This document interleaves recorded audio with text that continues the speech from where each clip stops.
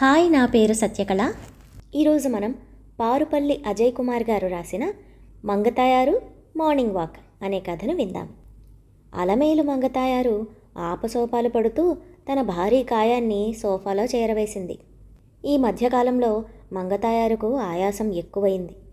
నిల్చున్న ఆయాసం, కూర్చున్న ఆయాసం, తిన్న ఆయాసం, తినకపోయిన ఆయాసం, మాట్లాడిన ఆయాసంతో ఉక్కిరిబిక్కిరి అవుతుంది. ఇహ లాభం లేదని మొగుడు సుబ్బారావును పోరు పెట్టి పెద్ద కార్పొరేట్ ఆసుపత్రిలో చూపించుకుంది మొన్న.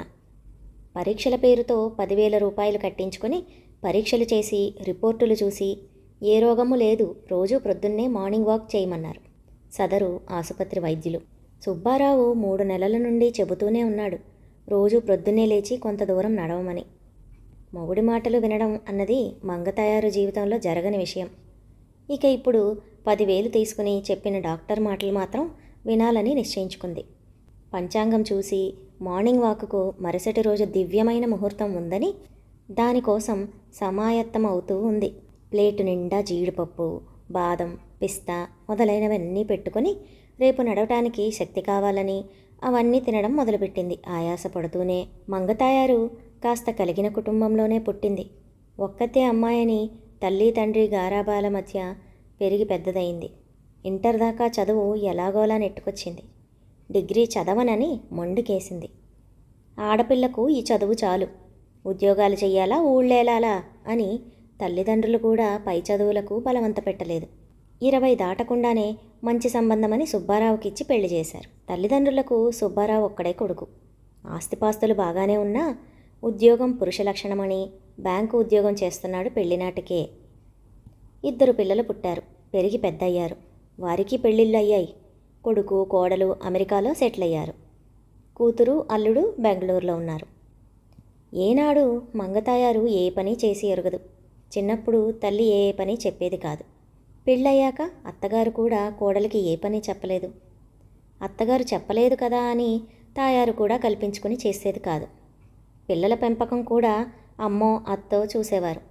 అలా అలా పని చెయ్యక మొగుడు బ్యాంకుకు వెళ్ళిన సమయంలో ఏం చెయ్యాలో తోచక టీవీ సీరియళ్లు చూస్తూ చిరుతిళ్ళు తినడం అలవాటుగా మారింది.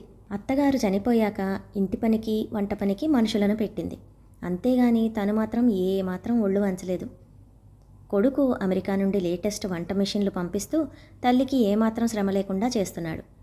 కాఫీ మిషన్, టీ మిషన్, అప్పడాల మిషన్, చపాతీల మిషన్, ఇలా వంటిల్లంతా మిషన్లమయమైపోయింది. మిషన్ల ఆలనా పాలనా సుబ్బారావుదే. తాయారు తనకు మిషన్ల పరిజ్ఞానం లేదని అన్నీ మొగుడుకు అప్పచెప్పి సోఫాలో కుదురుగా కూర్చునేది. బ్యాంకు మేనేజర్గా జాబు నుండి రిటైర్ అయిన తర్వాత ఏమీ తోచని సుబ్బారావుకు ఈ పని బాగానే ఉందనిపించి సంతోషంగా వంటింటి మిషన్లను హస్తగతం చేసుకున్నాడు. దాని పర్యవసానమే రేపటి నుండి మంగతాయారుకు అతి కష్టమైన మార్నింగ్ వాక్ ప్రహసనం. తెల్లవారుజాము 4 గంటలకు అలారం పెట్టింది తాయారు. 4ంటికి ఎందుకే? 5 దాటాక వెళితేనే కొద్దిగా వెలుగు వస్తుంది, 4కు బాగా చీకటిగా ఉంటుంది అన్నాడు సుబ్బారావు. 4ంటికి వెళ్తానని ఎవరన్నారు? 5 తర్వాతే వెళ్ళేది అంది తాయారు. మరి అలారం 4కెందుకు? లేచి తయారవ్వొద్దా? దీర్ఘం తీసింది తాయారు. గంట తయారవుతావా? నువ్వు వెళ్ళేది మార్నింగ్ వాక్కి, పేరంటానికి కాదు. మార్నింగ్ వాక్కి వెళితే మాత్రం తయారవ్వకుండా వెళ్తారా? మీకేం తెలియదు, నోరు మూసుకొని పడుకోండి అంటూ హుకుం జారీ చేసి బీరువాలో ప్రొద్దున్నే కట్టుకోవాల్సిన చీర, మ్యాచింగ్ బ్లౌజ్ వెతకడంలో పడిపోయింది తాయారు. తెల్లవార్లు మంచం మీద తాయారు అటూ ఇటూ మెసలడంతో నిద్రకు కరువై అప్పుడే కళ్ళు మూతలు పడ్డ సుబ్బారావుకి అలారం రోగడంతో కళ్ళు తెరిచి చూశాడు.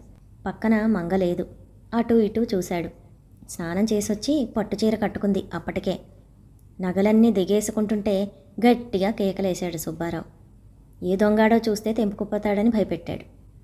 మొగుడి మాటలు వినాలని లేకపోయినా దొంగల భయంతో అయిష్టంగానే కొన్ని నగలు మాత్రమే పెట్టుకొని కొన్ని నగలను పక్కన పెట్టింది.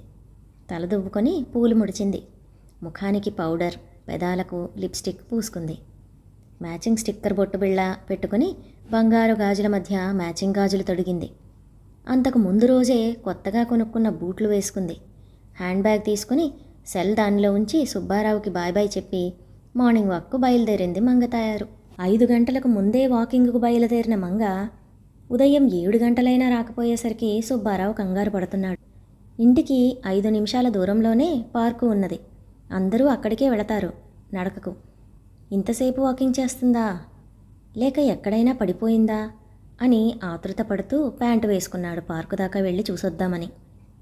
ఇంతలోనే గసపెడుతూ పరుగులాంటి నడకతో వచ్చింది మంగతాయారు. సుబ్బారావుని చూస్తూనే, అమ్మయ్యా, ప్యాంటు వేసుకుని రెడీగానే ఉన్నారుగా, తొందరగా పెద్ద బజారులో కొత్తగా పెట్టిన గోవిందా గోవిందా బట్టల షాపుకు వెళదాం పదండి అంటూ హడావిడి పెట్టింది.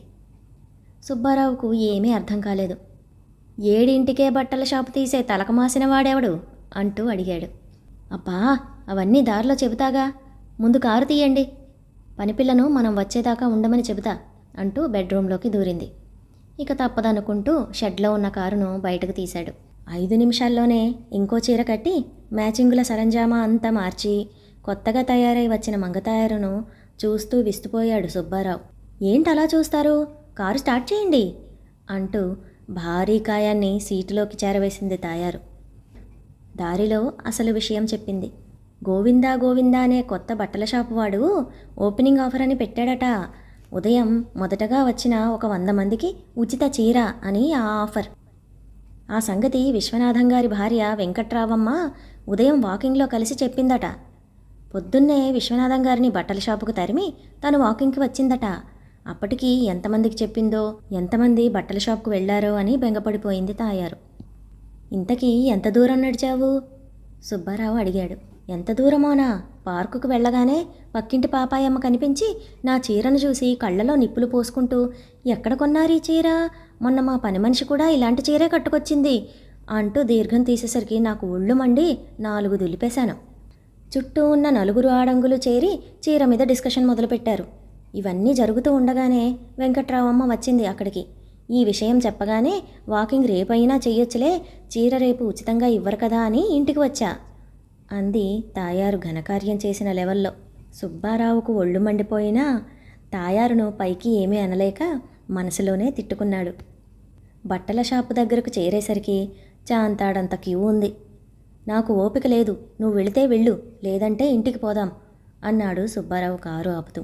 ఇంత దూరం వచ్చి చీర తీసుకోకుండా వెనక్కు వెళితే ఎంత అవమానం, మీరిక్కడే ఉండండి అంటూ మంగతాయారు కారు దిగి కొంగు బిగించి యుద్ధానికి వెళ్ళే వీరనారీమణిలా ముందుకు నడిచింది.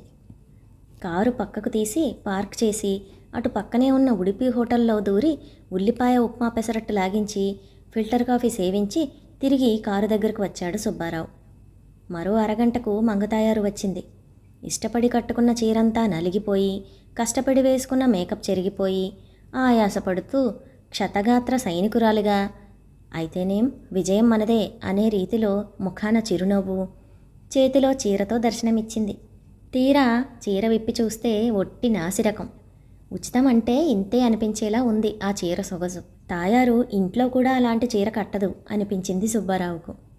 మరేం పర్వాలేదు, మన పనమ్మాయి ఒక చీర ఇవ్వమని ఎప్పటి నుండో అడుగుతుంది, ఈ కొత్త చీరను దానికిద్దాం, సంతోషిస్తుంది అంది తాయారు తెలివిగా. పనిపిల్ల లక్ష్మి చచ్చినా ఈ చీర తీసుకోదు అనిపించింది సుబ్బారావుకి. కానీ పైకి అనలేదు. ఏమండి, ఈ చీరలు తీసుకున్న 100 మందికి స్పెషల్గా షాప్ ఇప్పుడే చూపిస్తారంట, చూసొద్దామండి అంది తాయారు గోముగా. సరేననక తప్పలేదు మూగజీవి సుబ్బారావుకు. ఇద్దరూ షాపు లోపలికి వెళ్లారు. కళ్ళు జిగేల్ జిగేల్ మనిపించే విద్యుద్దీప కాంతులలో మరింత జిగేల్ మనిపించే రంగురంగుల పట్టుచీరలు ఒకదానిని మించి ఒకటి కనబడుతున్నాయి. కౌంటర్లో ఉన్న సుందరీమణులు, మేడం ఈ చీర చూడండి అంటూ పిలుస్తున్నారు కోకిల స్వరాలలో. అబ్బే, మేం కొనడానికి రాలేదండి, ఒట్టిగా చూసిపోవడానికే వచ్చాము అని తాయారు అంటుండగానే, మేం కూడా కొనమని అనటం లేదు మేడం, చూడమనే చెబుతున్నాం అంటూ తీయని వశీకరణ మాటలతో తాయారును కౌంటర్ వైపు లాగేశారు కౌంటర్లో ఉన్న సేల్స్ గర్ల్స్. చల్లటి యాపిల్ జ్యూస్ తెప్పించారు తాగటానికి. మొదటి రోజు ప్రతి చీరపై భారీ తగ్గింపు అని ఊదరబెట్టారు. తాయారు చేతిలో 3 పట్టుచీరలు, సుబ్బారావు క్రెడిట్ కార్డులో 80,000 కోతతో 3 గంటలు పట్టింది షాపు నుండి బయటకు రావడానికి. తెల్లవారి మళ్ళీ 4 గంటలకే లేచి తాయారు తయారవుతుంటే, మంగా, ఈరోజన్నా శుభ్రంగా వాకింగ్ చేసిరా, ఎవరి దగ్గర ఆగి ముచ్చట్లు చెప్పొద్దు, నీ ఆరోగ్యం ముఖ్యం, ముందు దాని సంగతి చూసుకో, కనీసం 1 గంటన్నా కుదురుగా నడిచిరా, అని చిలక్క చెప్పినట్లు చెప్పి పంపించాడు సుబ్బారావు. సరేనని బుర్ర ఊపి బయలుదేరింది మంగతాయారు మార్నింగ్ వాక్కి. సుబ్బారావుకు అనుమానమే, అసలు తను చెప్పింది వింటుందా అని. 8 అవుతుండగా వచ్చింది తాయారు దివ్యమైన తేజస్సు నింపుకొని.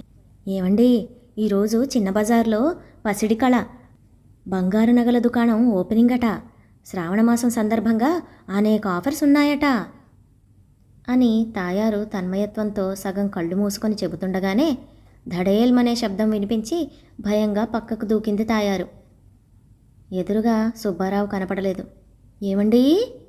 అటూ ఇటూ చూసింది. ఎక్కడా కనపడలేదు. కిందకు చూసింది. పాపం బడుగు జీవుడు సుబ్బారావు కింద పడిపోయి మూర్ఛపోయాడు అప్పటికే. అదండి ఇవాల్టి కథ. మరి మీకు నచ్చిందా? అయితే ఒక లైక్ చేసి సబ్స్క్రైబ్ చేసి మీ వాళ్ళందరికీ షేర్ చేయడం మర్చిపోకండి. మరో కథతో మళ్ళీ కలుద్దాం.